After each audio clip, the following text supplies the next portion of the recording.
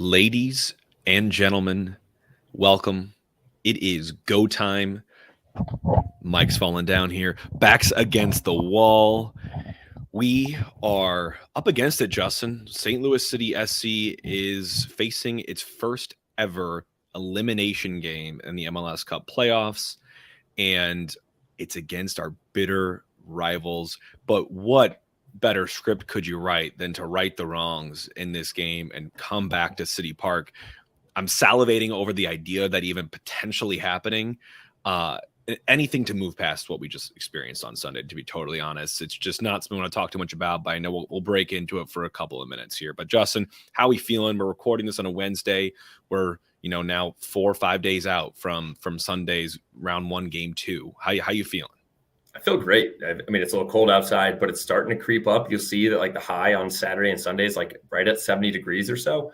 We play pretty well in the weather, in the warm weather. We already know that against a couple of games this year. There's not specifics. We were looking into that. Like, are there any specific trends? I mean, I think we just had highs and lows of the season. But it's just one game. That's how we need to think about it. And that's how we're going to take it with this one is what happened last game? What do we need to do this game? One game. That's all we got to focus on is winning one game. And then we come back home to City Park on a Saturday night. It would be donezo for Kansas City. Would love that. So let's break into just putting the cap on this last match, game one, here at home against Sporting. So we didn't do this in the recap, and I like to usually do it, so I wanted to push it into here. But some post-game press conference quotes kind of caught my attention, all for very different reasons. But the first and foremost, and you saw this floating around Twitter and other forums, but Berkey had some interesting words in his post-game press conference. And I don't have the full quote here, but I encourage you all to look for it, and we can see if we can bring that up for you all. But essentially, he was asked kind of what the vibe was in training this past week, and if any of that might have transpired onto the field and been a reason. And he actually kind of chuckled when that person asked the question, which I thought was really interesting.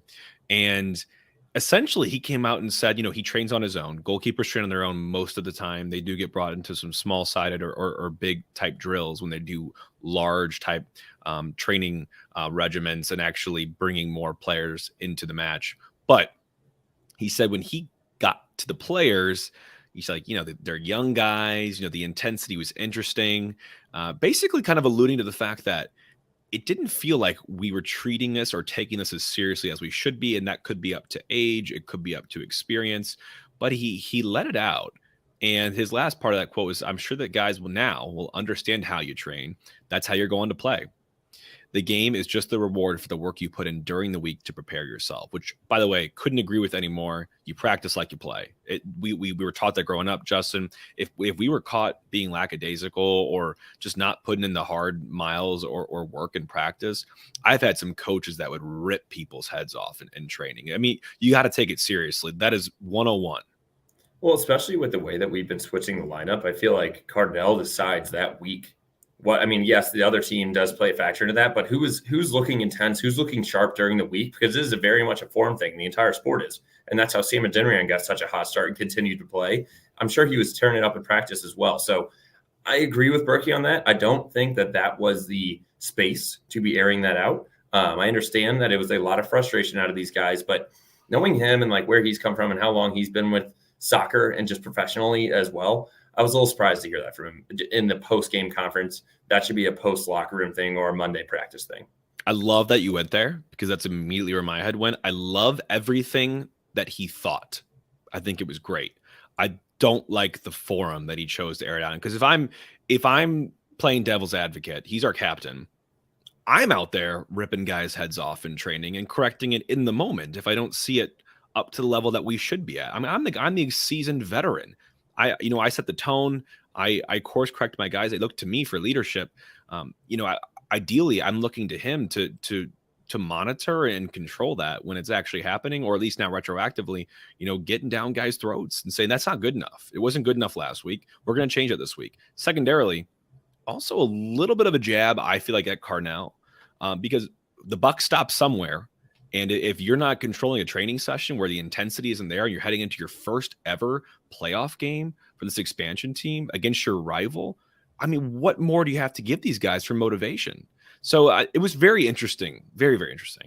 Yeah, and I would like to take a step back though as well. Like I feel like this is a very lighthearted team, and that's what's done us so well with this chemistry. So I do wonder how many times that Berkey has felt that way before a game, and then we go out and beat a team 2 or 3-0. Yeah. So I think it's back and forth, and maybe that's where he felt a little bit awkward going into saying that, like, oh, maybe this is like how we do things. But I think this week's going to be absolutely intense. And like you already mentioned, Cardinal, he had a great quarter for the game as well. We've punched teams in the face like this a few times, and now we know what it feels like. I think part of being a champion is also knowing how to lose. So tonight we got knocked in the face.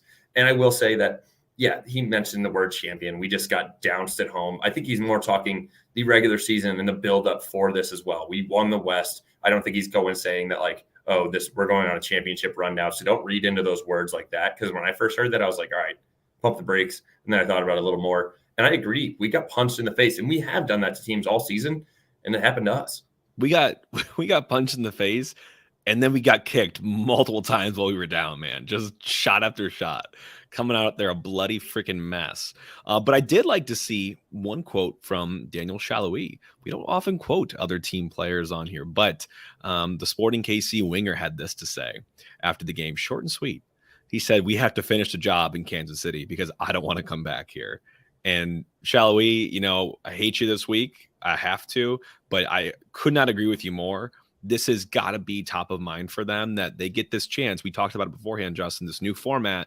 If you can rip off an upset away from home, you get a chance to clinch in front of your home fans and complete the upset. So that would be a dream scenario for them. And they know that if we can somehow tilt this and swing it in our favor and come back home, having played how we just played at home, and then coming off a win against the wall, I feel like this series is a pendulum.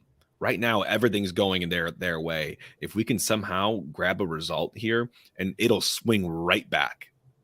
Did you see that we are now 65-1 to win the championship? We dropped to literally like we're down there with like the teams that absolutely got dunced this week too. And I understand, yes, and that way you have to go play on the road. But do you think Shalhoub may have said this, Jake, with the little fun fact that you found, a little tidbit of a trend this season? I don't know if he's a big analytics guy, but thank God we are here on Ball Watching. And I found this little tidbit. We were talking about this in the pre-show, Justin. City has only ever lost 3 straight games once this season, just once. And I will say it was across both MLS and US Open Cup. And I think we all might remember when that was. But we lost to Portland at home. And then we went to Chicago for basically a full week. And we played them in the US Open Cup, got bounced. And then we played them in the MLS and we lost. And that was 3 losses in a row. So you might ask yourself, what happens? How do you pull out of that tailspin? Well, the next game was home against none other than Sporting Kansas City. And I think we all might remember what happened on that fateful day. I believe it was May 20th, 4-0. Just stole their lunch money, sent them right back to Kansas. It was our first ever installment of this rivalry. So I want these guys, first of all, a little bit of hopium for you all. Second of all, let's channel that. Let's bounce back. You hit the ropes and you swing right back. It's been done before, so let's do it again. I mean, I think we got pretty lucky. Not lucky, I will say, but we got spoiled. That's the best word for this. How we started our season. And then we definitely had that downturn. And you can remember, I mean, people are like, oh boy, like, is this it? Like, are we just going to finish this season like this? Like, it's such a hot start, not make the playoffs? No, we turned it right back around. And yes, I know this is playoffs and it's a lot quicker. We're in one game here, but I have plenty of faith in these guys to bounce back. And that they are going absolutely nuts at practice this week. For sure. For sure. Man, I would love to be a fly in the wall for some of the prep for this week. But before we crack into it, Justin, here for the rest of the show to do a little bit of a preview, obviously a little bit different now. We're the same team, just breaking it down a little bit different. We wanted to start with our giveaway winner. We did have a giveaway going active this last home game against KC, and it was to give us your 15-second kind of inspirational clip. I meant video, by the way. I guess I'm an idiot, and I did not say video, but a lot of you all put in some great entries in terms of what you would say to the team. But we picked our favorite, Justin, and that is a user from X, formerly known as Twitter, Daniel, handle DP Bogle. And Daniel had this to say. He said, they didn't believe. They laughed at you, the city, the fans. Through your play, your determination, your love for each other, you proved them wrong. What they don't know, enter, is that you're not done yet. And I couldn't like this anymore, especially because Daniel said this without the context of what just was about to transpire on Sunday. And I feel like you can rip and replace. And this is what you have to say to this team heading into now this Sunday game 2. So Daniel, congratulations. You won a $50 gift card to The Pitch, our favorite sports bar in St. Louis. A hell of a sponsor to have. You know that it's going to be busting at the seams on Sunday, packing in a crowd to support this team as they head over to Kansas City. Great transition, Jake. We'll go right into our sponsorships. The Pitch. It's a Sunday afternoon at 4 p.m. The Chiefs kick off at 9:30 a.m. over in Frankfurt against the Dolphins. Great matchup there. Get there for breakfast, stay there for lunch, stay for the game and dinner. Have a hell of a time at the Pitch. Get there this weekend, all weekend. You know it's one in, one out after a certain point, so you're going to want to get there early. And then also our other sponsor, Soul Juice. You can get Soul Juice at souljuice.com using code BALLWATCHING for 20% off. You can get it at Deerberg's. You can get it at Sam's as well. We love everything that Luis is doing and growing the brand there. And lastly, Series 6, series6company.com, 20% off using the code BALLWATCHING as well. They have been coming out with a ton of new merch. You said the emos one last time. Christmas is around the corner. They have awesome Budweiser, like Christmas-themed shirts and hoodies around those as well, and more coming out. So get to those codes and save some money. Yeah, shout out to the sponsors, man. All local sponsors, by the way. You know, now Soul Juice is headquartered back in St. Louis. So we know Series 6 is, we know the Pitch is. So couldn't be more thankful for our sponsors and for the support that you all give them as well. Jake, we're also local. So if you're listening to us or watching us, hammer that like button, hammer that subscribe button on YouTube, leave us a review on Apple or Spotify. Tell us what we're doing wrong. Tell us what we're doing right, if that's anything. And just tell us what we need to do. I appreciate all the listeners, so you might as well show us a little love. Yeah. Amen. Amen. Well, let's get into it, Justin, here. So usually we have, a lot of team history and stuff, but you know what? We're going to skip to players to watch and take a little bit of angle of what we just saw last Sunday. So we talked before game 1 about Alan Pulido, the striker, Daniel Shalhoub, a winger, and Johnny Russell, a winger. Well, we only saw 2 of them. Johnny Russell did not play. He was on the bench for them. He was questionable heading into the match. I believe my theory is they were saving him for the home match. Not going to go risk him. If that was a game that was theirs for the taking or it was close, I bet we would have seen him. But we did not. So he's rested and ready to go, I'm sure. And then Alan Pulido, who is their striker. We saw a lot of him. No goals, but he had 2 assists and was a very influential player for them the entire night. It's actually his presence on the first goal that drew 6 City players and left Ndembe wide open for that first goal. And then Daniel Shalhoub, who was also very active on the night, had a goal and assist. His goal came off the final goal on the corner on the set piece where it was flicked on. He was in the back post to finish, and he also had an assist. So their star players came through in this game. Ours did not, but that's what you need. Exactly. And I think that's where our guys are just watering at the mouth just thinking about this game on Sunday because they know what their star players did compared to ours. Shalhoub had 5 shots with 0.85 XG just on his own as well. I'll also say Gadi Kinda also had 4 shots, and he ripped a couple of those, obviously, with his goal. So some of these guys, and this will not happen again, especially with Roman Berkey in goal, where they scored 3 absolute bangers, especially in the wet and what all that happened. I'm shocked that those all went in. But unfortunately, if you look at like player ratings and all that, and we talked about, we didn't really think that anyone played well. They basically had their whole starting 11 with better player ratings than we did, which not surprising whatsoever. I think Blum was our highest rated player technically, and he had 4 tackles in the game. So we have to have a bounce back, but it showed out with their big stars, and we're going to need the same out of ours. That did not mean to rhyme. And we also, Justin, kind of broached this as well, but we talk stylistically. What do they like to do as a team? Well, I'm going to cater this to what they just did to us as a team on Sunday. And we saw a 4-3-3 deployed by the team, which is usual for them. But I think the playing style was definitely tweaked to learn from their mistakes in the last couple of games, especially at home against us. And a couple things I want to rattle off here is they pressed more than they usually do. And when they did, they pressed very intentionally. I for one, saw them targeting very certain scenarios, kind of like we do, and very certain players that I think they probably look at as less comfortable with the ball at their feet. So think of a guy like Jake Nerwinski. He's a good defender, but he's not the progressive type of defender where he's very comfortable dribbling up the field. You can see that when he gets a pass, he's looking up for the next pass. He's not the guy that's going to be individual on the ball. Then I also noticed they dropped off significantly when we go to try to counter press and we win the ball back. They're not the ones to go now counter press us in this match, at least last Sunday. They were the ones to say, okay, well, we'll back off. We'll back off. We'll go into defensive mode now. And usually when they were dropping in, They were dropping in back in numbers, and they were dropping into, I would call it like a middle to low block. The middle especially, because you could see, Justin, we were watching this game and we're just swinging it around, kind of a parabola of our defense, just going back, fullback to center back to other fullback, and back and forth. We could not make those penetrating passes into the middle of the field because of that block, and they really had so many numbers saturating the middle of the field. I think that's what made it tough, is that they really clogged it up, and specifically also around Klaus. When you look at their center defensive mids and their center backs, I mean, it took so long for him to get on the ball, and you could tell that's why he got so frustrated. He was dropping in deep and getting the ball and then trying to attack guys from 50 yards out. So that was one thing that they definitely clogged up the middle. And then also when we lost the ball, they countered with numbers, and they countered quick. They were going directly at our center backs, through balls over the top. And I will say, I think I kind of skipped over one. You already mentioned Markinick. I thought did well on the opposite side of Nerwinski to get forward, but that I don't need Leuven dropping into that spot in between there. If he's going to go forward, we just need the ball straight from Nilsson to Markinick and then inside to Leuven. Don't have Leuven be in our center back there. And then I will say, obviously, they finished ruthlessly with those shots, absolute rips. We talked about it, not a whole lot that Roman Berkey can do on those. I just don't think it happens yet. The wrinkle in this is that now we know they can do this. We know how they can play normally with their possession and kind of dictating the pace of the play. What are we going to see in game 2? Because you have to think, if you're Vermees, you think that Carnell is probably going to change some things up. He'd be insane not to.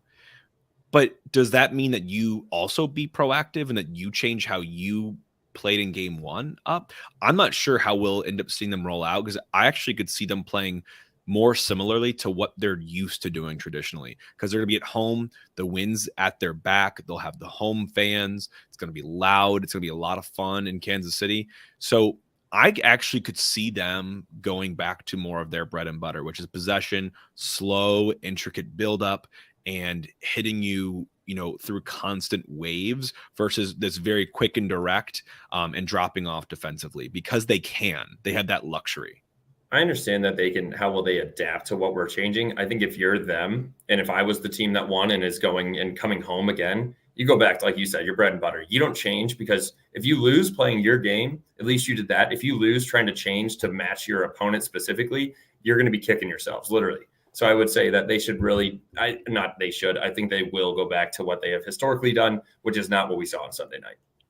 And I want to say, so getting into some of the trends and storylines, we're not going to do the full debrief like we always do with the stats. A lot of it, I'll kind of just tailor to what we saw on Sunday and what we can prep for heading into this Sunday. But obviously now Sporting is a fiery, hot team. I mean, they are rolling now. And I said this in the last podcast, but I think that can play to our advantage, because people, I mean, like you said, Justin, Vegas doesn't believe in us. Fans don't believe in us. We are now back in the position that we started this season in, which I feel like we played so well. Like, we knew our role. No one expected anything of us. We had bulletin board material. Whereas entering the playoffs as the number 1 seed, it was the flipped opposite. We almost kind of became the thing that no one ever imagined us being. And I want to see us return to that as well. Like, let's play like underdogs. Let's fight. Let's scrap. Let's play our style unapologetically. So I just wanted to call it, obviously Sporting's now on fire. Their home form, last 5, win-loss, win-win draw. And obviously they're a much better home team. They're 1.67 points per match in home games with a +9 goal differential. So definitely a stronger home team. But I think we're also on the stronger end of away team still, with our record that we started off with at the beginning of the season. I know. I still feel like that is really what is kind of holding us up there. When we look at, and I should have had this up. I went to the overall stats instead of the actual standings. But as an away team, we know that we have been relatively good. I will not say it's very different than what we were like at City Park. We're still 6-8-3 away, which when you look at that in the MLS, that would probably put us top 5. Yeah, a lot of wins. A lot of these teams have like 3 or 4 wins on the road. So I am not scared about going on the road. And it's not like we're going all the way to Vancouver or something like that. These boys are taking a 3.5-hour bus ride to Kansas City. And I think this is one that we will be absolutely stepping up for and focusing on the most, obviously. So I'm not concerned about home or away form with them. And also to note, it was basically a home game for us last time we played there. Yeah. City travels well. You can already tell, I'm still losing my voice from talking about this all week. You can tell that the Kansas City fans don't care that much about the sport over there when they have the Chiefs. These tickets are half the price of ours, and I think we could sell it out ourselves. You know what some of the irony was when we were talking about, I'm looking back at our preview from last time, is we talked about they scored 44 of their 48 goals from within inside the 18. They only had 4 all season scored from the outside the 18. They had 3 on Sunday night. I mean, just almost doubling their entire season in one game. And just I did confirm that is the first time, at least this season, that a team scored 3 goals from outside the 18 in one game. So a lot going from them. And they also had the shortest average shot distance. Number 3 shortest, which is still crazy. So they average about 18.9 yards per shot. That's not what we saw on Sunday. These guys clearly have it in their pockets to be able to shoot from long. But all this to say, it's funny because what we prepped for was really not what they threw at us at all. We were looking for progressive carries, progressive passing, a lot of crosses. It just wasn't. I mean, kudos to them. They can just flip on a dime and do something totally different. I don't know if we can do that as well. But Vermees has clearly got them up to play that way and did a lot of prep to make sure that they brought something different to us. I will say what we were right on, Justin, and I hate being right here because we don't have this unique data set that no one has. But first half, we clearly knew is their best and most favorite half of performance. They score 25% of their goals for in the last 15 minutes of the first half. Another 38% of their goal output from the 0 to 30. So these guys are scoring well over half their amount of goals in the first half. And the fact that we couldn't bottle it up, maybe 1 goes in. Okay. But 2 and then 3, it's not acceptable. You have to know how to manage those moments and know when it's going to get tough and everyone, digs their heels in and gets dirty. Well, and that's where when we were going to manage this, we talked to one of the keys to the game, and we're going to touch on all that later, but it made me think about that exactly. We said that we have to score first, being the home team, and just let the place erupt. That's got to be Kansas City's goal again while we're there. And so now we need to flip side to them. They took it to us and pressed us and went directly at us. Now I think we're going to do what we've done all season. This is going to be the most energy drink soccer you've seen out of these guys. I think we are going to be absolutely flying around because we know that, hey, this could be your last 90 minutes for 3 months. Yeah, no, I agree. I mean, and then looking defensively, we obviously acknowledge they're a pretty strong team in terms of expected goals against and limiting chances. They're in the top 5, but output's a little bit worse. I think they looked pretty good. I'll say that, but I don't think we overly challenged them either. So I think the defense for me is SKC's defense is the thing that we've seen the least of so far through one game against them in the playoffs. So I'm really curious to challenge them, kind of start to poke around and see where the weaknesses might be, because I don't think it's as much of a fortress as they ended up looking the other night, because we just weren't at our offensive best. And when we can get even closer to that, I know that we're going to find gaps and find seams and chances and opportunities. So all that to say, it's funny, they totally changed how they were going to play, how they're used to playing. And I think for one thing or another, that could benefit us. I think a return to their normal style of playing, which I see as actually being likely, could benefit us. I agree. I mean, they have the most goals against compared to any other team in the playoffs. This is not a fortress of a defense, and I think we've seen that. And I think we had some decent shots. We just didn't finish. I think we had one good finish by Tim Parker. Yes, Joao could have finished a flick, but did Tim Melia, did he have incredible saves? I feel like he had the save on Indy's absolute ripper of a volley, but it's kind of right at him at that point. There was two more Klaus saves, but nothing spectacular. No. And he spilt them all a little bit too. Yes, it was wet, but there was nothing there. As we talk about it, their post-save XG minus goals against that Jake loves with the big acronyms is plus 0.01 or 0.1. And so basically saying that they're defending and goalkeeping, on keeping goals out that they should be scoring, is average. Yeah. So Justin, we're invited into the locker room. We got to give the team this speech and tell them what they need to do to win. We're not going to the Inspire. We're not going Herb Brooks on everyone. That would be fun. But we're gonna take what we as fans are seeing from a qualitative perspective, layer in a couple of stats where we can that we think can give this team hope heading into it. And so I'll start generally, and then we'll go into offense and defense. Home and away, obviously very important here. Home and away, City is the 5th best away team currently when you look at points. Sporting is actually the 15th best home team. So they're good at home. Most teams are good at home, though. They're about average when you look at it across the entire league. We talked about age and experience being a factor. The starting 11 for us on Sunday night was 26.9 years of age compared to Sporting Kansas City's 29.7, almost 3 years of difference in experience. I get it. That can be a detriment for sure. And I think we actually saw it be a detriment, but that can also be a positive. We have this young exuberance and almost naivety. We don't need to respect these guys. I know they've been here before, but we have guys like Celia Pompeu running around like he doesn't care that. He doesn't even know that guy's name. And that guy's been in the league for 10 years. I think we can use that as well to our advantage. I would say, and then we talk about specifically in the halves, for first half teams, Sporting Kansas City is the second best in first half teams on points. We're number 5. Obviously, we're both very good first half teams, but the second half, Sporting Kansas City is the 6th worst in second half on league based on points, and we are number 4. So if you really talk about it, we need to get to half tied or up. And I think that's huge. We can't just be reliant on the second half and them kind of sucking. I think that's the second half is where their fans are going to pick them up, and it's going to be harder for us. So we got to make sure we don't give up anything early. And I do think that we do play better in better weather, high of 70, low of 54, partly sunny, 4 p.m. game. It'll probably be like 65. It'd be a perfect temperature for these guys on Sunday. And I think we're going to see changes to the 11. I think everyone wants to see at least some level of change, which we'll get to. Mentally, this is where I'll leave you off generally. Mentally, we need to play, and I've said this, like the team that came into this regular season. We were brave, we were bold, we were just brimming with confidence. And what you saw on Sunday wasn't that. We had guys harping on each other, body language wasn't great, and we had people switching off in certain moments. But you know what? Now we're desperate. We need to see a different team, a different mentality, just a dog mentality out there. And I want to say too, though, it's elimination game, a lot of pressure for sure. And that can be tough on a lot of guys that don't have that experience. But my advice is take this one moment at a time. Know your job, focus on the small things. I think the moment got the best of us to me on Sunday. I think, like I said, the lights were a little bit too bright, it felt like. And I think everyone was trying to do a little bit too much. We're just play a role, play within yourselves, connect with each other, talk and communicate, and we're going to be fine. Like that is my mental thing. I think that wasn't talked about too much after this game is just we saw a different side of this team we don't like to see.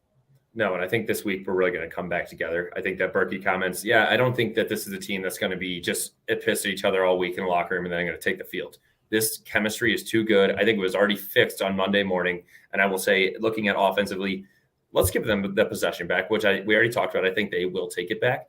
But when we give them possession, it doesn't mean we just give it back to them or we just fly around. When we press, we need to press together. I think we had a couple guys that got frustrated and started sprinting everywhere and they're going to go get it themselves. If one person goes, we all go. That's what we've been saying all season. And then when you do take the ball from them, we have to finish our chances clinically. We need to put them away. We're not creating that many chances right now. I know we've been in a little bit of a slump. Let's get it and put it away.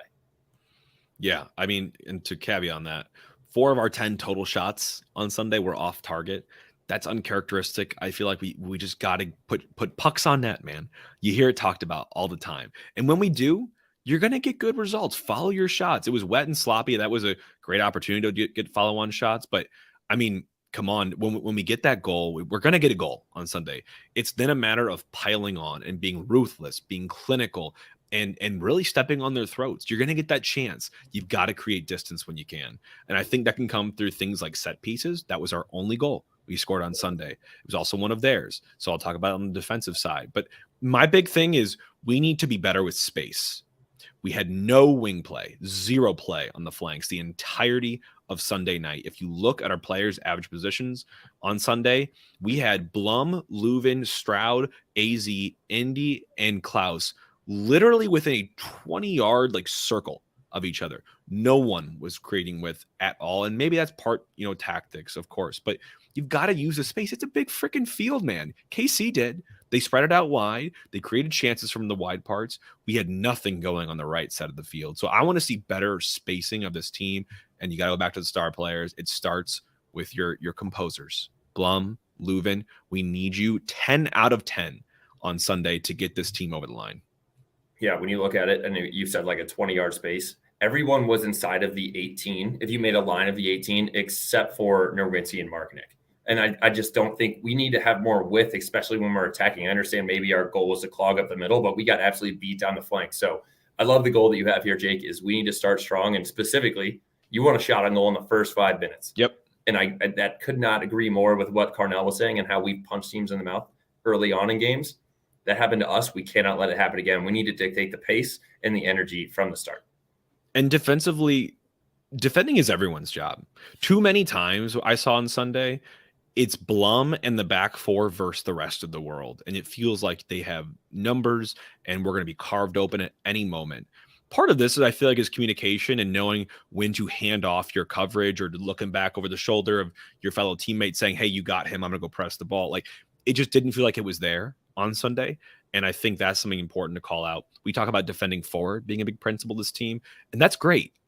But if we're going to do that, we all have to go together. You talk about it, Justin. It's got to be a synchronized press. It can't be a couple of guys, but not the other guy, because then it breaks down. And these guys that are pressing, working their tails off, are frustrated because someone, had a lapse.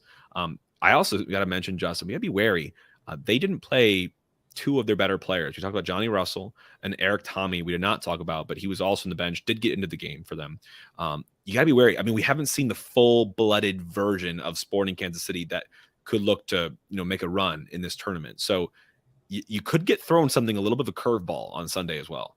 And those guys are ready to rip the ball. I mean, if you look at Russell, some of the free kick goals that he has this year. So I think another big thing we're going to need out of this game, not just talking about Leuven and Blum, Mr. Roman Berkey. We're going to need a couple big saves out of him. You know it. You know he's good for it as well. He's gets so pissed off. You could see his frustration, and we already talked about the interview afterwards. That man is going to have the biggest week of his life right now working for this game and making sure that he is not the reason that we go down. So I would say, but we need to help him make sure that we're not giving up so many shots, close down spaces, get to guys, block shots. The fact that all of these shots were even on goal from that far out, we need to get out there and throw our body in front of it. I would say also a big one that I love that you had this year, aerial duels and second balls. We cannot lose any of that. And that goes along with set pieces. Once you get ahead on it, someone needs to get to that second ball as well. It's not just winning the first one. Like, all right, good job, guys. Pat yourself on the back. Midfielders need to drop. Wingers need to get forward. And we need to get the ball out. And the last thing I'll say before we get to our goal there and into our starting 11 predictions is we got to defend the left side of the field better. Our right side of the field, their left side of the field, where they had so much success. Daniel Chaloui's actual position average on the field is unacceptable. If you look at where he was able to collect an average position, it's literally right on the corner of R18. So he was just in Nerwinski's pocket, just breathing down his neck the entire game. So they were using a lot more width and stretching the game vertically. So my goal for the team defensively is get to the first half at least level. I think I had the same goal last week, but it remains. They're a first half team. They're going to give you a big push. They'll be home, loud. It's going to be crazy. You've got to get in level. You cannot go in down 2 goals or 3-1 like we just saw in that game. It's a gut punch. So we cannot go into that. And I think part of that is you got to fix the 11. You got to fix your tactics. Justin, I put in our doc here, who the 11 was in the last game. I think we had some disagreements with it, but I'm curious. I have my subs, but I want you to kind of think about what you would do differently if you were Carnell shaping this team. Yep. So the first thing that I'm going to do is I'm going to bring in Watts for Nerwinski. I just think you need to change up there. I think it's probably a little bit in Nerwinski's head that they just compounded him. And if they watch tape this week, it's going to see that was it. And I don't think he made a ton of mistakes. I think he just got overloaded completely. Yeah. So switching that up, that's where Watts comes in. I'm also going in Mr. Sam Adeniran for Jared Stroud. I'm keeping a 4-2-3-1. I'm putting Sam on the left. I like Joao up top, but I want Sam to be their Chalouis. I want him to be breathing down their neck. Imagine that big man just going right at you, full steam ahead, downhill with that speed. And then the last thing I'll say from a quick sub perspective, Nico for AZ at half, or likely the 60th if you're Carnell, because he always does that, to give us at least 30 more minutes of this connection. We cannot let the season go out with this. Give me Nico right below Joao, and let's see what those boys can do for the last. So my starting 11, Berkey, Markinick, Nilsson, Parker, Watts, Blum and Leuven, and then Sam, AZ, Indy, and then Klaus up top. I like it. I would not be displeased with that 11. I'm going a little bit different on here because I'm worried about starting Markinick and Watts together because I think they both like to get forward, which is okay if we have coverage for them. So I actually would leave Markinick in the game, and I would bring in one of Yaro, or Watts to the right. If one of Markinick or Watts is going to commit to being back when we need them back, I'm fine with going with Watts. But I could see a guy like Josh Yarrow stepping in and almost having those Nilsson, Parker, Yarrow form a back three and having Markinick maybe invert up the field, be much more comfortable roaming forward if we need to. That's my first change. So I actually would think about maybe going Yarrow over Watts on the right side.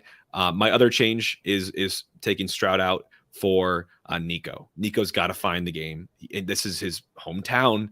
You have a great story in the making here. We've found great chemistry with Klaus in the past. Can we find that form again?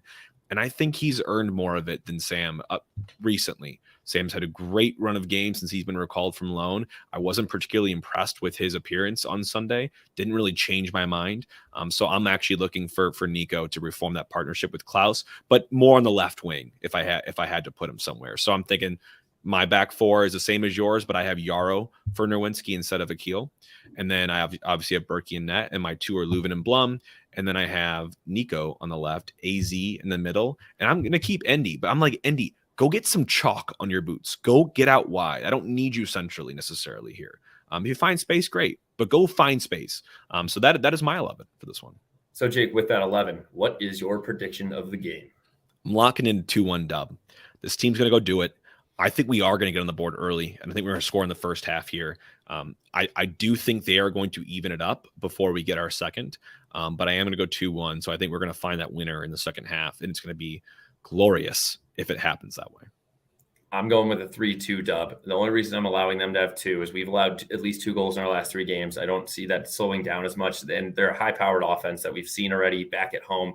The one thing I will say is why I think we get 3, and I'll touch on it in my bets as well, is the fact that they don't want to come back to St. Louis. So if we are up 2-1, they are going to come back at us. I think we get a third, and then we let in a leaky goal for a 3-2, and we're going to have to sweat for the last 10 minutes because I don't think we want to go to PKs.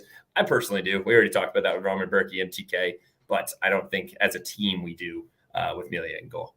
KC, I bet it's feeling kind of like, you remember growing up and you're playing a video game against a friend that's just really good at that game, but you somehow get the victory. They're like, rematch. And you're like, nope, I'm not doing it. Nope. That's what it feels like. That's what it feels like. That's what you felt like every time, like when I would beat you in FIFA in college. Yeah, like, totally. Come on, we got to play again. But I'd be like, totally. Yeah, you got me. You got me. But my bet for this day, I'm going back to tried and true, man. I'm going City money line. It is heavy on the underdog with a side of plus 330. There is some money to be made. And if you have faith in your team, we're not going to PKs. If we go to PKs, someone create a challenge for me. I'm happy to do it. But if we're going to win this game, we're winning it in regulation. So I'm going money line for plus 330.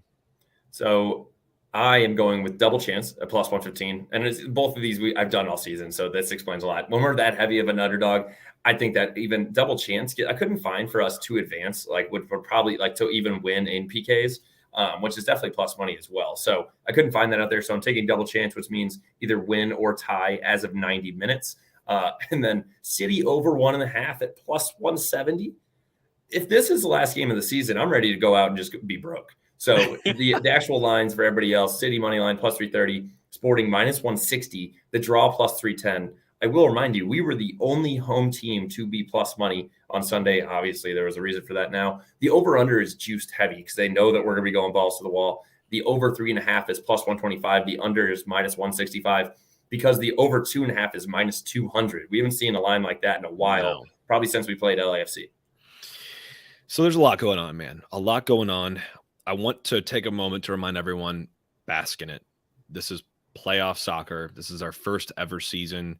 Take time to enjoy the moment. It's great that we're here. We're not satisfied, but we're ready and raring to go, man. I mean, I know we're going to show out in Kansas City. I can't wait to see the fans out there and hear them chanting for the City boys in red. It's going to be a hell of a night to remember whatever happens. And I just hope that we bring a game and we make it hurt. If that's a win, great. If that is a dog-like performance and we have to bow out and we pay for what happened on Sunday, you know what? It is what it is. But I'm proud of this team. I know that, they're not going to rest their head on these laurels from the regular season. So I'm just ready. And man, I wish we could just hit fast forward. I know. I'm so excited for Sunday. I think it's going to be a beautiful day. These boys, they're feeling the same way you are, Jake. I think by this point in the week, you're like, all right, let's go, let's go. It's like holding a dog back or like a horseback about ready to do a race. I think that's these guys all week, and I hope that that energy continues to build throughout the week. So I'm too excited. Well, best of luck, everyone. It's going to be a heart-heavy day on Sunday. Mine will be beaten out of my chest for its entirety of the match, and I hope you all are having a great week. Turn our heads towards Sunday. It's middle of the week. We're getting close, man. And game 2 is right on the horizon. You can almost taste it. And this is Ball Watching, and we are all for City. All for City.